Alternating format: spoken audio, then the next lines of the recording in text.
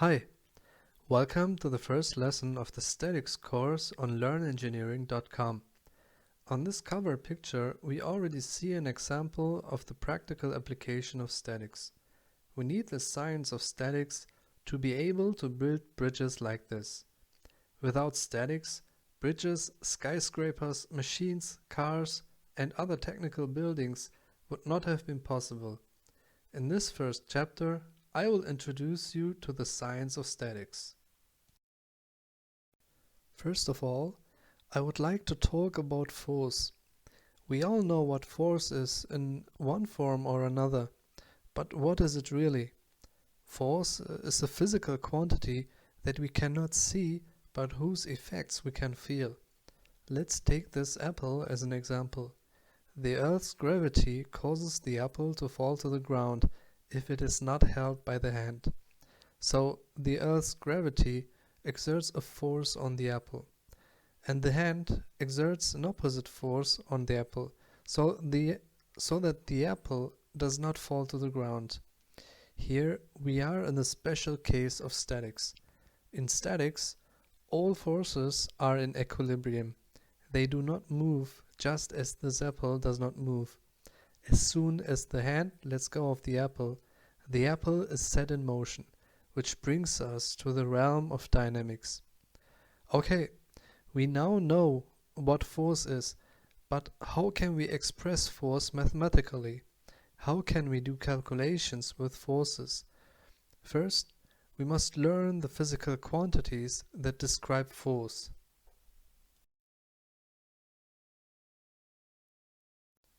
When we stand on a scale, we have a measure of our weight. What the scale actually measures is not our mass, but the force that we exert on the scale, caused by gravity. The scale converts the force to a weight and displays it on its display. The amount of how strong a force is, that is the size of the force, is also called magnitude. The two other components are the direction and the point of application of the force.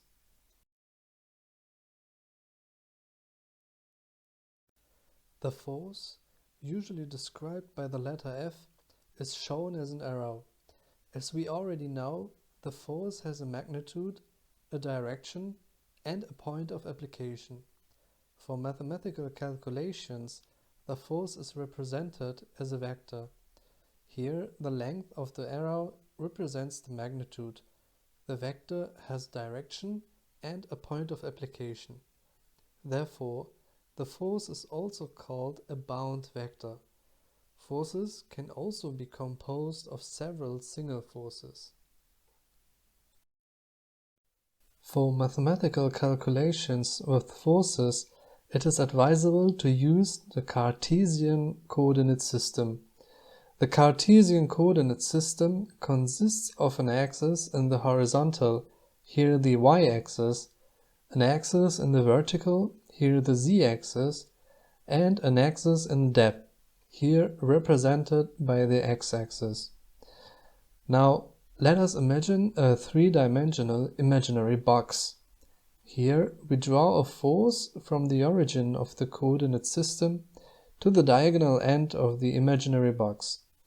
We can now divide this force with the help of the Cartesian coordinate system into three components, which can be represented on the three axes of the coordinate system. One force component in the x-axis, one in the y-axis, and the last in the z-axis. If we have a scalar coefficient providing the magnitude of a force but not the direction, we make use of so-called unit vectors. These unit vectors always have their starting point in the origin of the coordinate system and have the length 1.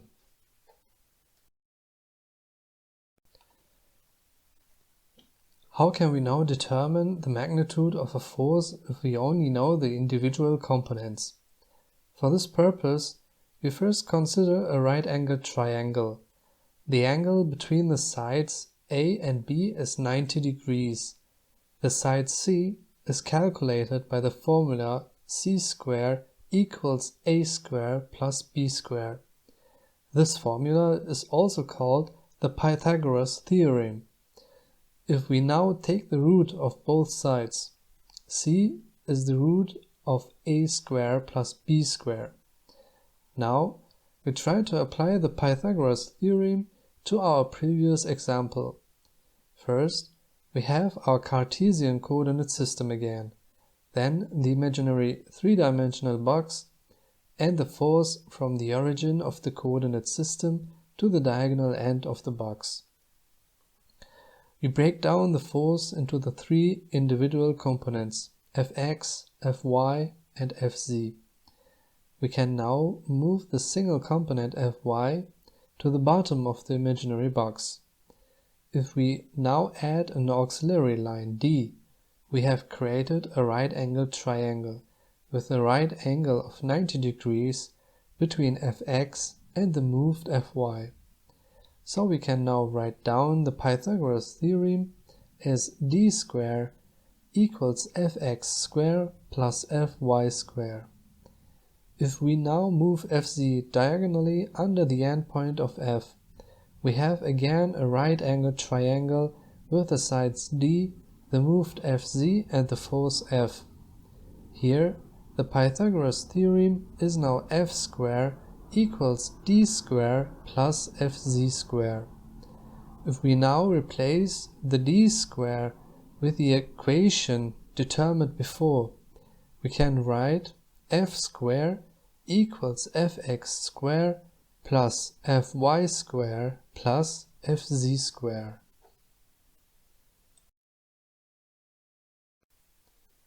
Besides the Pythagoras theorem, we also use trigonometry in the mathematical calculation of forces. Shown here is a right-angled triangle with the sides A, B, and C. The opposite angles of the sides have the designations alpha, beta, and gamma. The angle gamma is with 90 degrees a right angle. The sides of the triangle have different names in trigonometry. We can take one of the two non-right angles to designate the sides. If we take the angle beta as the base, then the side A, that is the side adjacent to the angle beta, is the adjacent. The side B in this case is the opposite, and the side C, that is the side opposite the right angle, is always called the hypotenuse. The rules of trigonometry are as follows. The sine of beta is equal to the opposite divided by the hypotenuse, that is b divided by c. The cosine of beta is equal to the adjacent divided by the hypotenuse, that is a divided by c.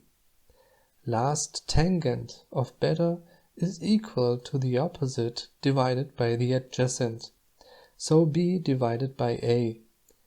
If we would consider the angle alpha instead of the angle beta, the side A would be the opposite, B the adjacent, and C remains the hypotenuse. The use of Greek letters is common both in statics and in many other engineering fields. Here is a table with all Greek letters.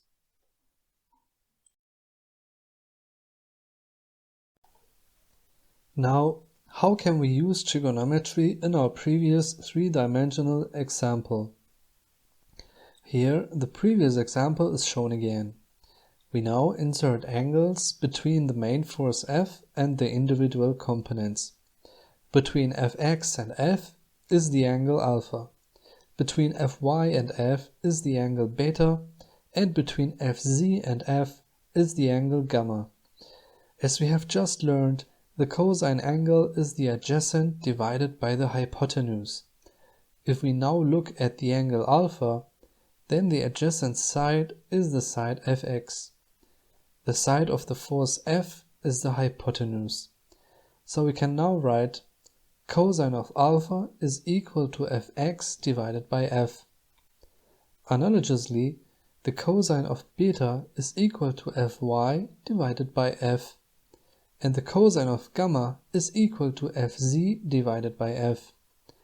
If we now assume that we know the angles and know the principal force, and we want to determine the individual components, we can rearrange the cosine equations and write F times cosine of alpha equals Fx, F times cosine of beta equals Fy, and F times cosine of gamma equals Fz.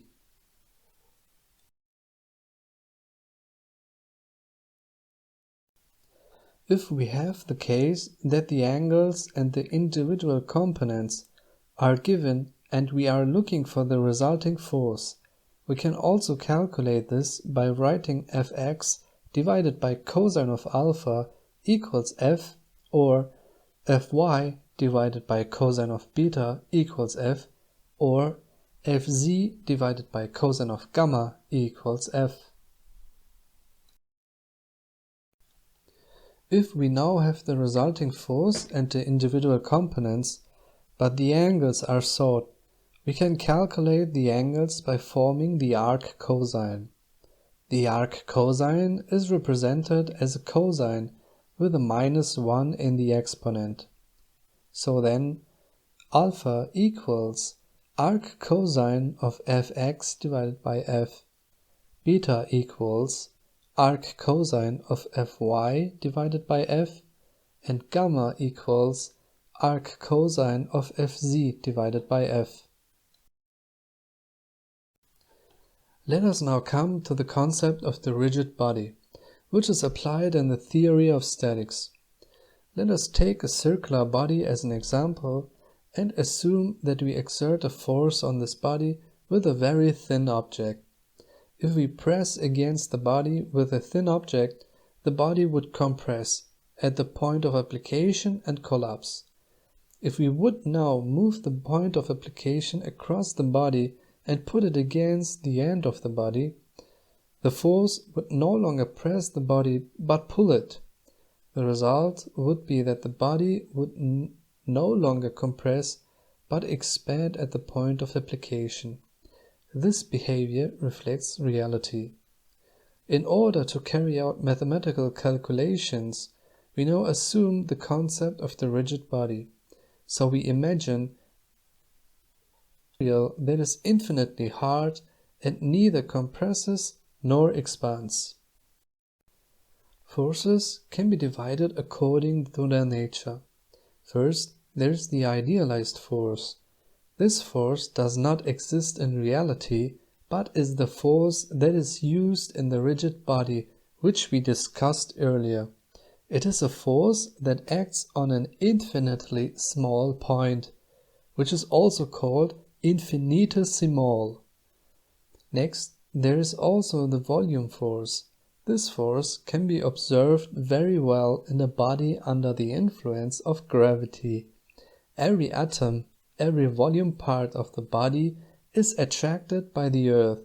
Together, the volume forces form a center of gravity of the body, where the gravitational force can be applied. Finally, there is the surface force. If we now look at the previous example with the idealized force, but now transfer this into reality, there is always a surface at the point of application on which the acting force is distributed.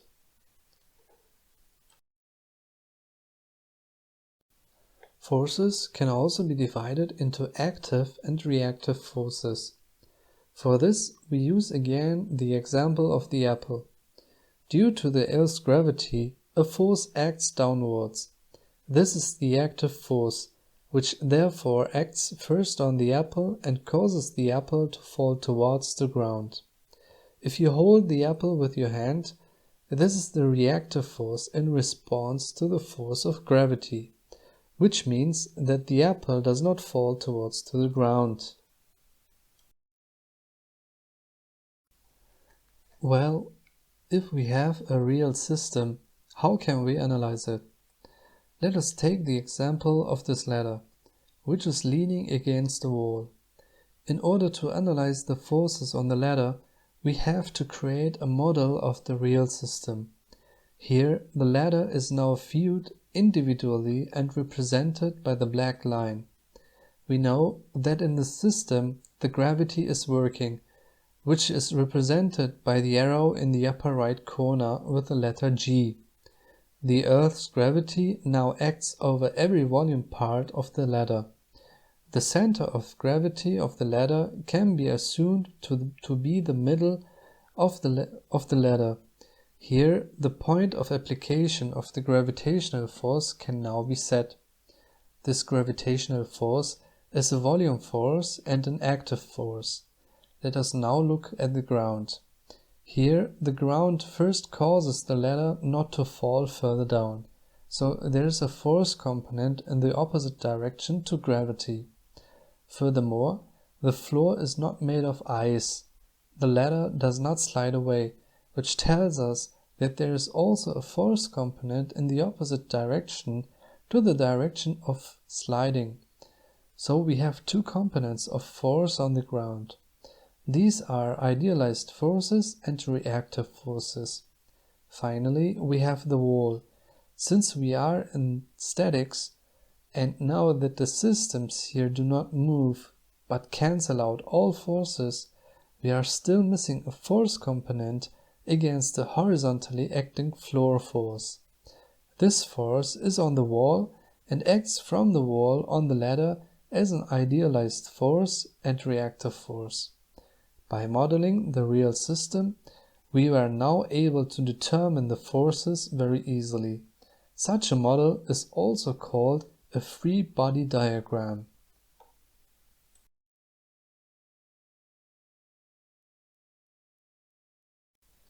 Now that we know the free body diagram, I would like to introduce you to another subdivision of forces: external and internal forces. If we now take the example of the ladder from before, then all the forces we have just drawn in the free body diagram are external forces. Now we make an imaginary cut across the ladder. Through this imaginary cut, we can now describe the forces that exist inside the ladder, in the material inside. These forces are called internal forces. The imaginary cutting of systems is also called method of sections. In statics, we will concentrate on the external forces, and internal forces will be further dealt in strength theory. We have already looked at the active and reactive forces in the example of the apple. This is also known as Newton's third law. When one body applies a force to another body, a force of the same magnitude from the other body acts in the opposite direction. Here in the example, a rocket is shown. The thrust, here designated F axial, exerts a force in the direction of the ground. An opposite force, F reactio, acts in the opposite direction and propels the rocket upwards. The third law of Newton always works. Even with the force of gravity, we know that the Earth pulls us towards the ground, but with the same force, we pull the Earth towards us.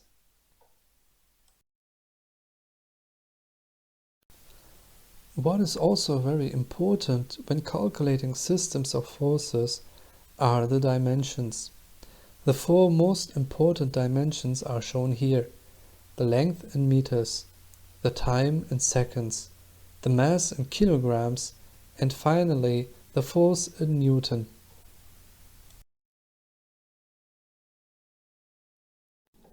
While length, time, and mass are basic units, force is a derived unit. Thus, 1 Newton is equal to 1 kilogram by 1 meter per second square. 1 Newton is the force required to accelerate a kilogram of mass uniformly in 1 second to a speed of 1 meter per second. Metric prefixes are available for handling very large and very small numbers, as shown in this table.